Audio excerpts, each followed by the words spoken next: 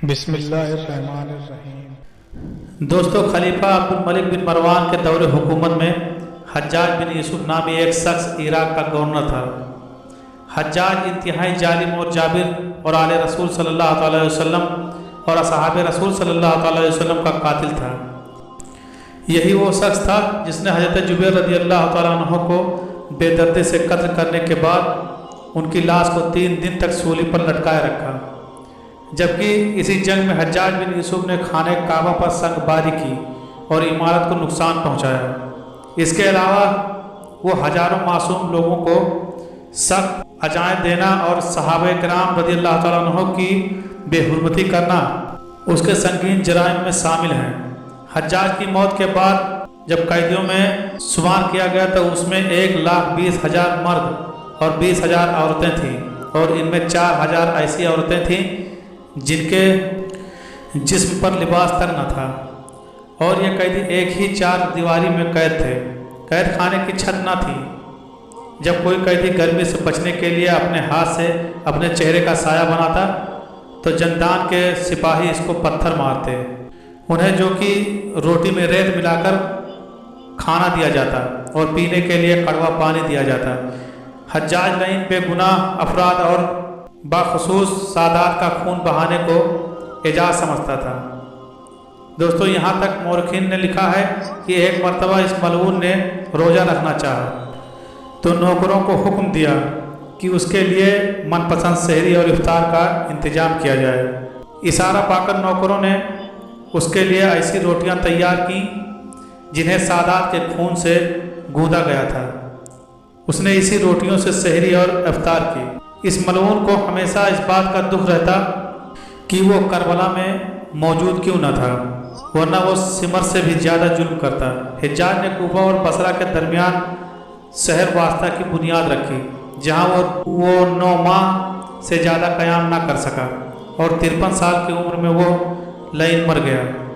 دوستو، حجاج کے جسم کے اندر بچھو نما کیڑے پیدا ہو گئے۔ اللہ تبارک و تعالیٰ نے اس ظالم و جابر شخص پر عذاب مسلط کیا۔ کہا جاتا ہے کہ ایک طبیب کو بلایا گیا تو اس نے گوشت کا ایک ٹکڑا ریشم کی رسی کے ساتھ باندھا اور حجاج کو کہا اس گوشت کے ٹکڑے کو نگل لے۔ حجاج نے گوشت کا ٹکڑا نگلا اور کچھ دیر بعد ریشم کی ڈور سے اس ٹکڑے کو کھینچا تو اس ٹکڑے پر بہت سارے کیڑے چمٹے ہوئے تھے۔ اللہ نے حجاج کے جسم پر سردی کو مسلط کر دیا۔ اس کے اطراف میں دن رات کوئلوں کی انگیٹھیاں جلائی جاتی تھیں، لیکن وہ پھر بھی سردی چلاتا۔ اس نے حضرت حسن بصری رحمۃ اللہ علیہ سے اپنی بیماری کی شکایت کی تو انہوں نے کہا، حجاج، میں نے تجھے بے گناہ افراد اور بالخصوص سادات کے قتل سے بارہا منع کیا تھا، مگر تو باز نہ آیا۔ آج تو اسی کا خمیازہ بھگت رہا ہے۔ دوستو، یہ تو تھی موت کی سختیاں، لیکن حجاج کی زندگی میں ایک واقعہ ایسا بھی ہوا جس نے اس غرور و تکبر کے پتلے کو زمین پر دے مارا۔ اس زمانے میں نعمان نامی ایک شخص کی انتہائی حسین و جمیل بیٹی تھی، اور اس لڑکی کا نام ہندہ تھا۔ ناظرین، واضح ہے کہ یہ وہ ہندہ نہیں جو حضرت امیر حمزہ رضی اللہ تعالیٰ عنہ کی شہادت اور پھر آپ کے جسم اطہار کی بے حرمتی میں ملوث رہی تھی۔ یہاں جس ہندہ کی بات ہو رہی ہے وہ ایک غریب لڑکی تھی، مگر اپنے حسن و جمال میں بے مثال تھی۔ کہا جاتا ہے کہ پورے عرب میں اس جیسی خوبصورت عورت اس وقت نہ تھی۔ حجاج بن یوسف نے جب اس لڑکی کی شہرت سنی تو اس کے دل میں اسے دیکھنے کا اشتیاق پیدا ہوا، سو اس نے اپنے کارندوں کی مدد سے ہندہ سے ملاقات کی صورت پیدا کر لی۔ جب حجاج کی نظر ہندہ کے چہرے پر پڑی تو وہ پہلی ہی نظر میں اس کا عاشق ہو گیا۔ وہ جہاں بھی دیکھتا اسے اپنی محبوبہ ہندہ کا چہرہ نظر آتا۔ چنانچہ حجاج نے ہندہ کو حاصل کرنے کی کوششیں شروع کر دیں۔ مورخین لکھتے ہیں کہ 2 لاکھ درہم کے عوض ان دونوں کا نکاح ہو گیا اور ہندہ حجاج کی محل میں آ گئی۔ شروعات میں تو حجاج ہندہ پر جان نچھاور کرتا اور ہر طرح سے اس کی آسائش کا خیال رکھتا۔ ہندہ کسی دولت مند گھرانے سے نہ تھی۔ حجاج سے نکاح کرنے کے بعد وہ دولت میں کھیلنے لگی اور اسے ہر طرح کا سکون میسر آ گیا۔ दिन गुजरते रहे, रफ्ता रफ्ता असली हज्जाज सामने आया जो जालिम और जाबिर था, और उसका गुस्सा और जालमाना खसलत उसकी मोहब्बत पर गालिब आ गई। अब वो हिंदा से भी इस तरह पेश आने लगा जैसे दूसरे लोगों से सलूक रवा रखता। हज्जाज के इस रवैये से अब हिंदा रंजीदा रहने लगी। आहिस्ता आहिस्ता उसके दिल से हज्जाज की मोहब्बत ख़त्म होने लगी और हज्जाज को अपने लिए एक मुसीबत ख्याल करने लगी। इधर हज्जाज उसे हर वक्त रंजीदा देखकर और ज़्यादा सख्ती से पेश आने लगा।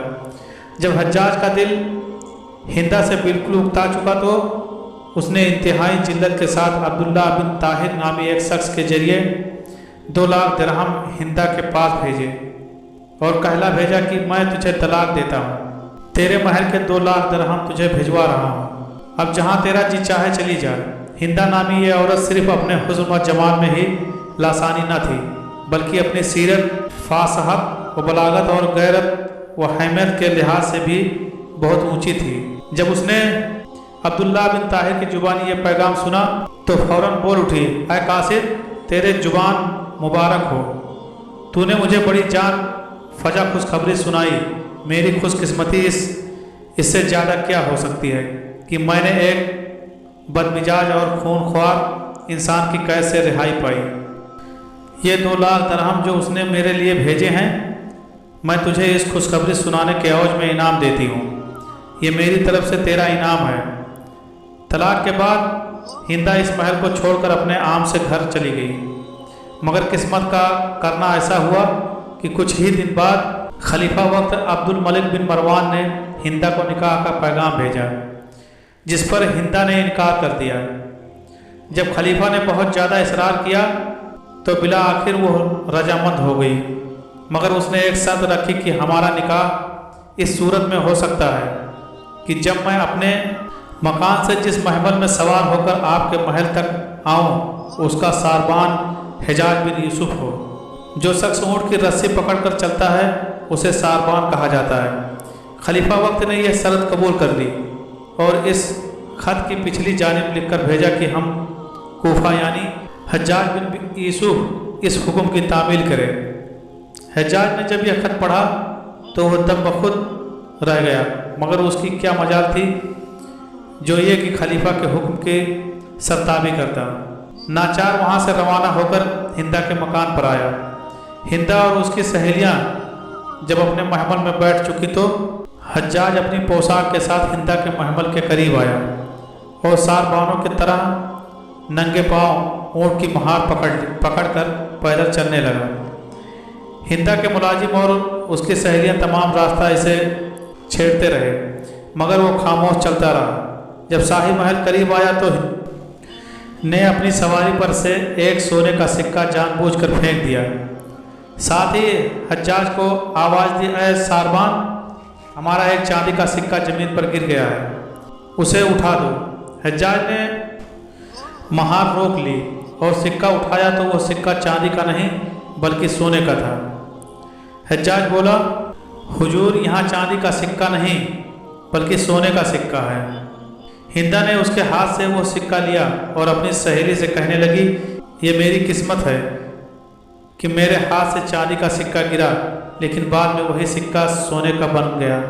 हज्जाज ये बात सुनकर बहुत खफीफ हुआ, मगर खलीफा की बीवी के सामने दम मारने की जुरात ना कर सका। दोस्तों, कहते हैं कि एक औरत से जलील होने का दुख हज्जाज बिन यूसुफ को इसकी सारी ज़िंदगी सताता रहा।